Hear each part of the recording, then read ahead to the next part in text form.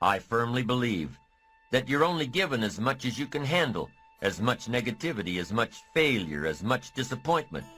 This too shall pass. If you grasp for a new beginning, if you pull yourself up and move back into the world with a plan. So as foolish as it might sound, be thankful for your current limitations or failures, for they are building blocks from which to create greatness. You can go where you want to go. You can become what you want to become. You can do it all, starting now, starting right where you are. You've got to keep trying and trying and trying. You've got to have enough resolve to do it until. So be grateful for adversity, but for your future, make it work for you, not against you. Make your failures give birth to great opportunity, not prolonged agony. The world will willingly sit by and let you wallow in your sorrows until you die broke and alone. And here's what else the world will do. The world will step aside and let you by. Once you decide that your present situation is only temporary, once you decide to get back on your feet and make your mark. The world doesn't really care, so you have to. You have to care. In your own enlightened self-interest, give a run at adventure. Keep your eyes firmly on the achievement, on your ambition, and not merely existence and self-pity. Make a commitment to excellence. You have to be relentless. You have to never let off the gas, never stop, never quit. Never allow anyone to talk you out of the dream, the vision, and ideas that God has sent you. And understand that for every level, there's another devil. Never underestimate the power of small actions executed consistently. Never underestimate the power of momentum, because things in motion tend to stay in motion. And never underestimate yourself, because you are no different than any other change maker who has ever walked on this earth. I want you to think about one problem that you are passionate about. One problem that you want to start solving. And over the next 2 weeks, the next 14 days, I want you to come up with some small, consistent actions that you can begin implementing in your personal life to start solving this problem. And I promise you, you'll begin taking these actions, and it will start gaining momentum, and you will build a little initiative. And as you start to have an impact, people will begin asking you the question, how do you plan on changing the world? You would take a little step back, put a big smile on your face, and respond with those 3 simple but extremely powerful words. Small, consistent actions. But the first thing you've got to do is decide if where I am hurts, if where I am is killing me, where do I want to be? Decide clearly and define where it is you want to be. What would it feel like to be more happy? Like define that, so where do you want to be? When you're working in these moments of desperation, where things are just so raw that you need to survive, you start taking this kind of honest inventory of yourself and you put things together. That's how you do it. So decide where you want to be. Look at your inventory and figure out what needs to go and what you need to add, what you need to build on. This is how life works. You got to do this stuff, because once you do that, it puts you in a whole different place. It puts you in a place where you have the tools to save yourself. Right? When nobody's coming. When there's no help coming, what are you going to do? You're going to sit there and just die? So you've got to do this thing yourself. And how do you do this? You've got to get inside yourself and pull something out of yourself and get into this process that's saving yourself. It's going to be a process. Is it going to be hard? Yes, it's going to be hard. Is it going to be a struggle? Oh, I can guarantee that. Is there going to be some pain? You better believe there'll be some pain. But what you're going to discover is that you're a different creature. You're a different creature. You're not somebody who's living this pre-packaged life where everybody knows how your story is going to end, where everybody knows what's possible for you. No, that's not it. You're a different creature. Your blueprint is magnificent. Your blueprint is creative. You can do more than this. You can save yourself. You have the power to change your reality. You don't like where you are? You can change it. That's in you. That's what you discover. The kind of creature you are, the real nature of who you are. But you've got to be willing to reinvent yourself. And that's the key. That's the key. If you want to save yourself when you get moments like these, in these hard, difficult times when it looks like nothing is going to work, you're just going to rot and die and everything you've worked for is falling apart, nobody's going to help you, you've got to reinvent yourself. Just keep moving forward. Stay busy. Moving in the right direction. Looking, opening doors, knocking on doors, finding a way out of no way. When life goes from bad to unbearable. So when you've been knocked to your knees, your back is against the wall, right? You've run out of money, you've run out of friends, people who believe in you and in your ideas. You've been used up and thrown away, right? You're desperate, you're afraid. And it hits you that this is it, this is do or die, and it's just me, right? It's just me. That's how life works. In life, things will happen to you that you can't expect, you can't anticipate, you can't plan for. They just show up. And at that point, you have a decision to make. You have a decision to make. You can decide, I'm going to quit. It's over. I can't do this anymore. I've spent too much time, too much blood. I've spent so much building this thing, working on this dream, raising this family. I can't do this anymore. It's over for me. I quit. You can decide that. Or you can decide that no, this isn't it for me. This isn't how my story ends.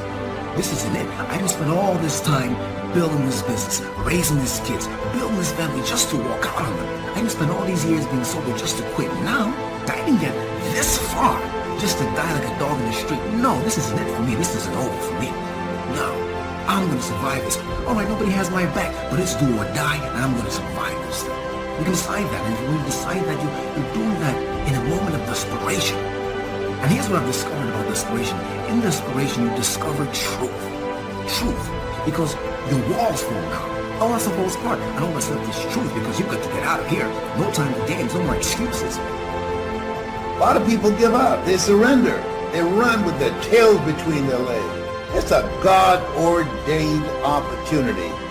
There are opportunities here. In the midst of crises, 3 types of people are going to come out of this. Millionaires, billionaires, and witnesses, people who stood around and watched. You have something special. You have greatness in you. And whatever, no test, no testimony, whatever is in front of you, you have the power to handle it. But I don't know what to do. Okay, got that. You don't know what to do. Figure it out. You don't have to know what to do. Walk by faith and not by sight. Figure it out. Everything that exists, somebody was willing to put in the energy and the time to figure it out. And even when we see the power of it, the need for consistency, we all know that it's underrated. It's not celebrated. We can flip through Instagram and we can flip through social media and celebrate when someone loses. It's easy to celebrate when someone loses 50 pounds in 2 weeks, and we celebrate it and it's awesome, and I think we should.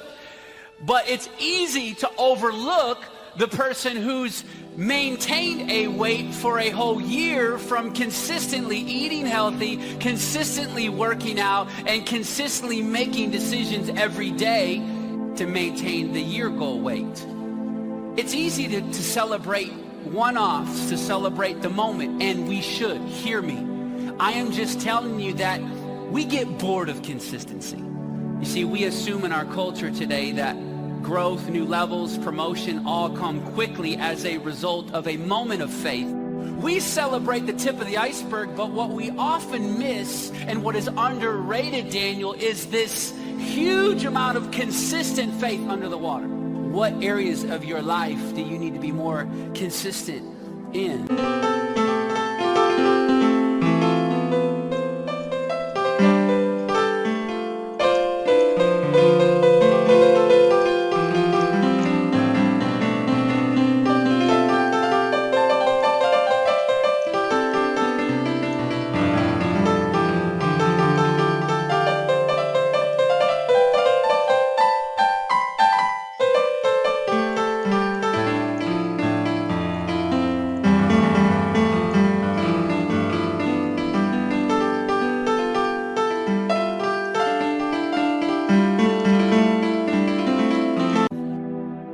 Some of your thoughts and visions are so big and so outlandish and so powerful and amazing, you'll end up talking yourself out of that dream from saying, I can't afford that. Well, guess what? There's a lot of shit I can't afford. There's a lot of visions and dreams that I still can't afford. I came here to remind you that when people laugh at your visions and ideas, it's only because they don't have their own visions and ideas around what they're supposed to do with their life or their careers. People that don't have their own visions, they become vision killers. They don't have dreams for themselves. They don't have any hopes. They're hopeless. They're uninspired, unmotivated. They have no dreams. They have nothing that they're ambitious about. But I want to remind you to continue to dream and dream big. I have a habit of dreaming with my eyes open. I get very inspired by the things I see. I just wanted to remind you to dream and dream big. You have to be able to see what doesn't exist in order to be able to pull off or achieve what in most people's minds seems to be impossible. Only those that can see the invisible, being able to see what's not there. What is your vision? What is your idea? What was that God-sent dream? Only those that can see the invisible can do what seems to be impossible. You have to be awfully immature to think that every day is going to be a good day. Some days are better than other days. And some days, if it ain't one thing, it's another. Sometimes bad things, horrible things happen to good people. And I don't know why, but life isn't fair. Life isn't fair. Life just is. It wasn't fair. The fact that you're still alive and still on this earth, even though it's been challenging and rough, and sometimes you get discouraged and uninspired to keep going. God has a plan. You will grow through what you go through. Everything that you're going through, at some point, it makes no sense to you right now. But at some point, God is going to reveal to you why all of these issues, challenges, and problems continue to show up and what you were supposed to learn from it. A good person in the wrong place.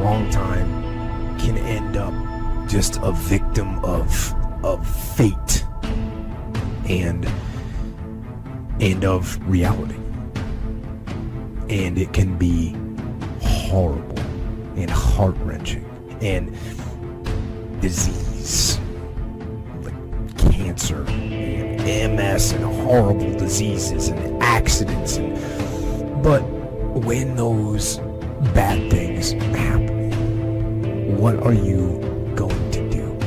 How are you going to lead? Are you going to get angry? Are you going to start going down the spiral of negativity?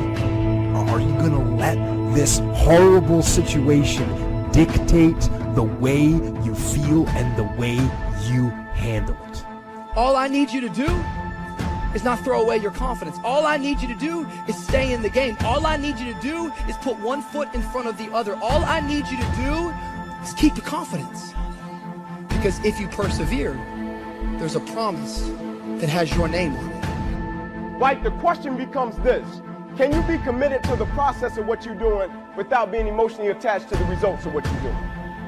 Regardless of situation, regardless of circumstance, regardless of what happened, I'm going to show up and I'm going to give everything I got to it because I'm working for something that's totally different.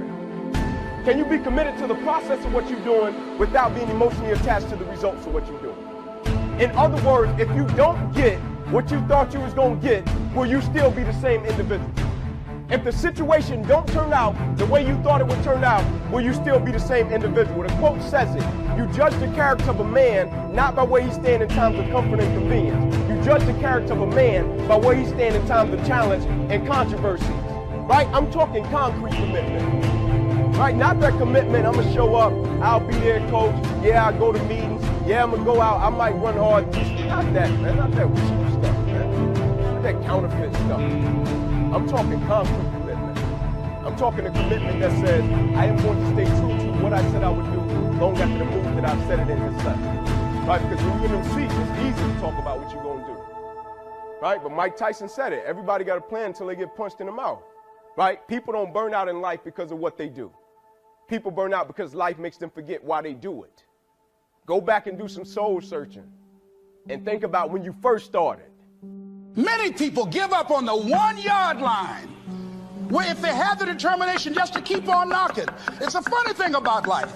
If you're home one day and someone is knocking on the door and you say, I don't want to be bothered today. And if that person just keep on knocking, say, can you believe that fool's still knocking? Pretty soon you say, what is it? What do you...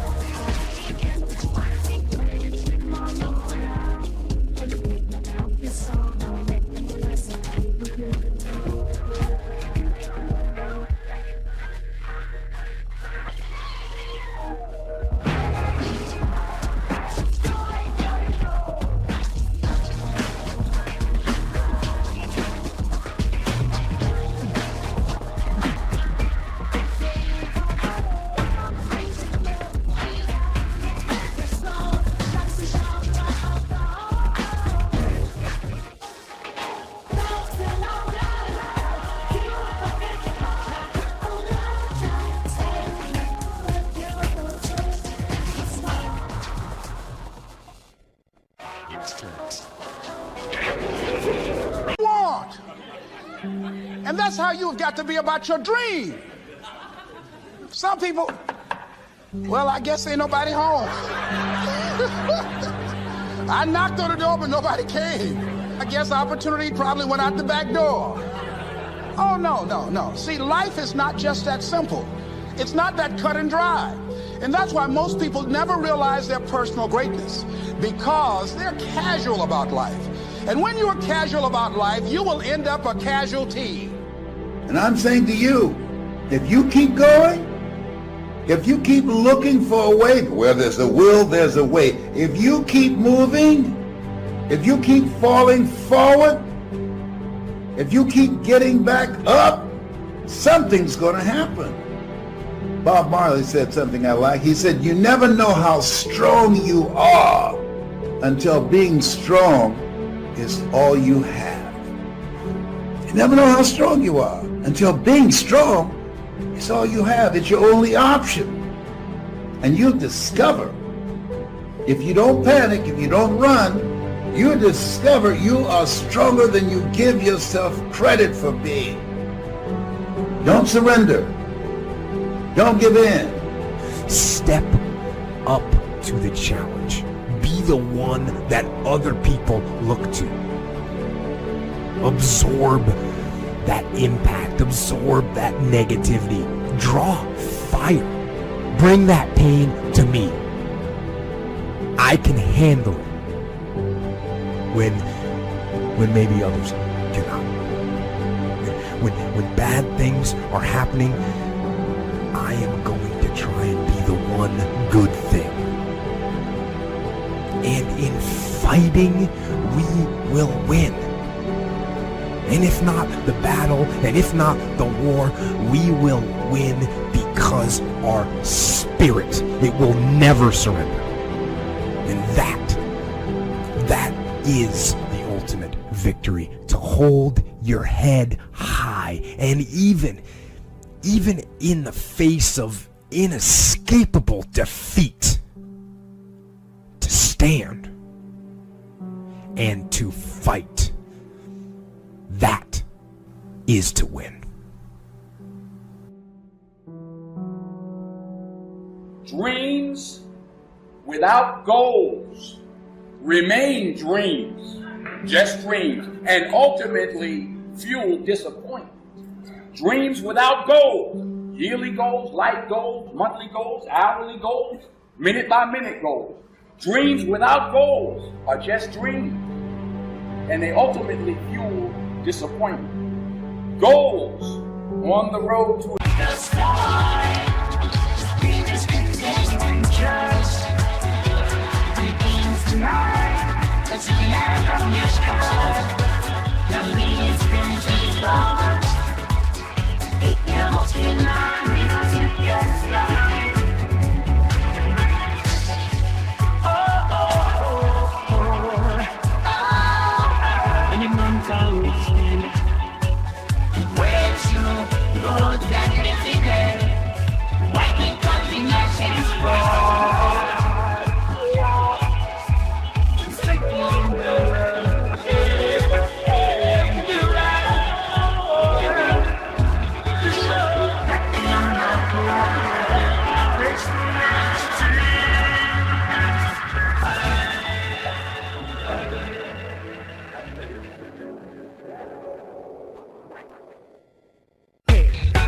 Achievement cannot be achieved without discipline and consistency. You understand? Between goals and achievement are discipline and consistency.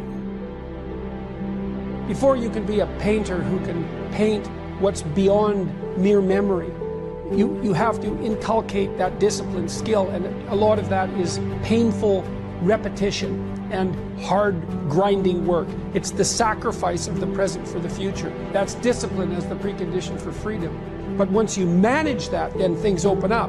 And virtually everything you learn of value is like that. It's very, very, very difficult to learn to write. And there's arbitrary rules that you have to follow and bind yourself to.